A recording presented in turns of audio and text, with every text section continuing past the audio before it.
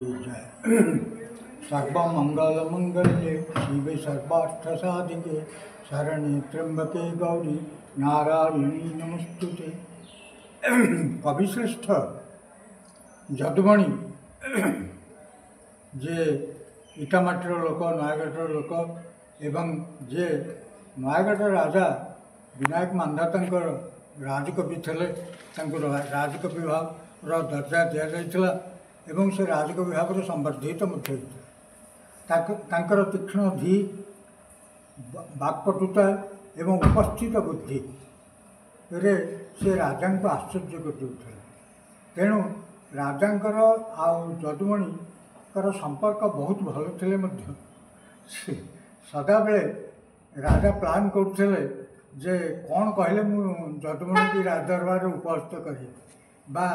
से जो तांकर बुद्धिमता तांको परास्त करी। तेणु बहु समय राजांकर एवं जदुमणिकर बुद्धि परीक्षा एवं वाक्चातुर परीक्षा होता। दिने राजा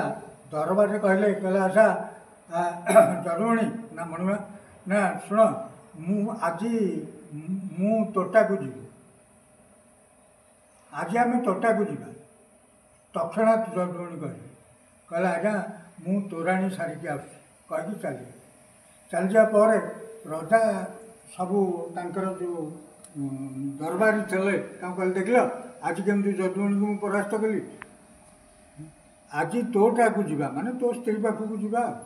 कहवर केमी कहला मु तोराणी सारी जाऊँगी कहीकि पलैला केमती परास्त कली बुद्धि देखल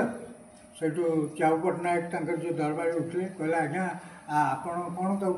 परास्त कले ना कौन से पलैला पर तोराणी सारी ना आज्ञा तो राणी सारिकी आसे आपण जो ताकू कहले